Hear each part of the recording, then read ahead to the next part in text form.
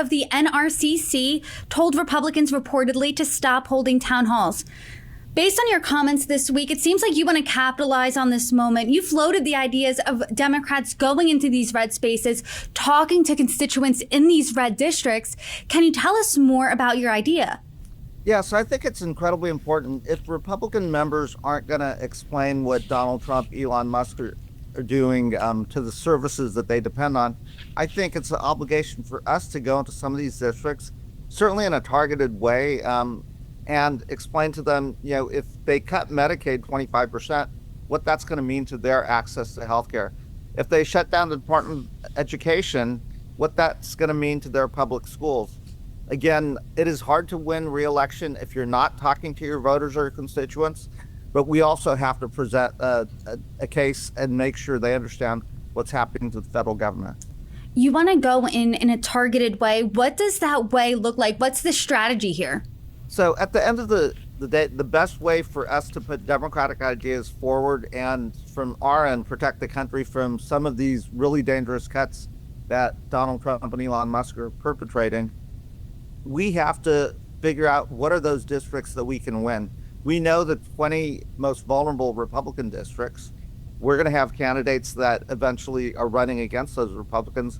But in the meantime, there's nothing that prevents us from going into those districts, talking about how much these rural communities depend on Medicaid, their hospitals need Medicaid funding to stay afloat, and then put pressure on those Republicans to say, hey, wait a minute, if you vote for this reconciliation package, you're going to take healthcare away from your very constituents.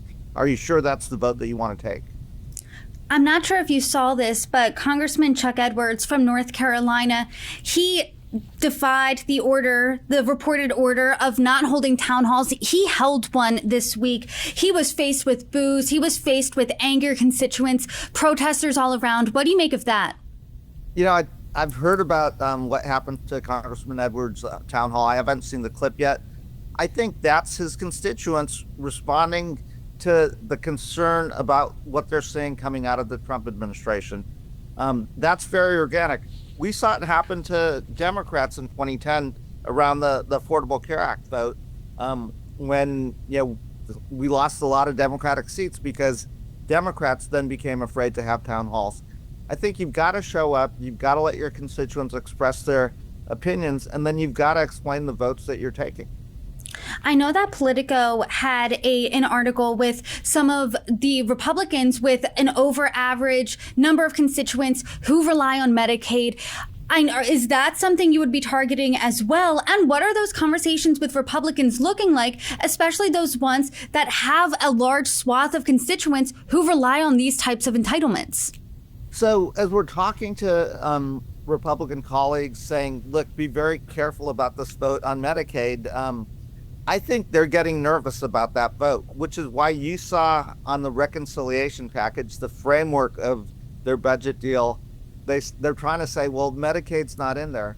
The truth is, and the reality is, there's no way for them to get $880 billion out of the energy and commerce portion of that bill without cutting Medicaid. So we have, a few weeks to make the case and tell these Republican members why it would be dangerous to their own constituents, to their own rural hospitals, and get them to change their vote. I feel really lucky in the past couple of weeks. I've talked to a number of Republicans, a number of Democrats in the House. Republicans have all told me, and I've heard President Donald Trump say it himself, we aren't touching Medicaid, we aren't touching Medicare, and we aren't touching Social Security. Democrats, on the other hand, have said that's a lie. I was speaking with your colleague, Congressman John Larson, yesterday, and he said that's a lie. They are going after these things. What do you think? What do you say? Well, if they're going to stick to this budget framework that they put out there, they are going to have to go after Medicaid. And again, if they don't, great. Then they don't have anything to worry about. If they don't touch Medicare, great. They don't have anything to worry about. Elon Musk has said the exact opposite, though, when it comes to Social Security. He's called Social Security a Ponzi scheme. Social Security is a system that you pay in throughout your whole working life so that you can have some security at the end of your retirement. So it is a system that millions of Americans rely on and count on to stay out of poverty. if Elon Musk is calling it a Ponzi scheme, yeah, I think Donald Trump listens to Elon Musk.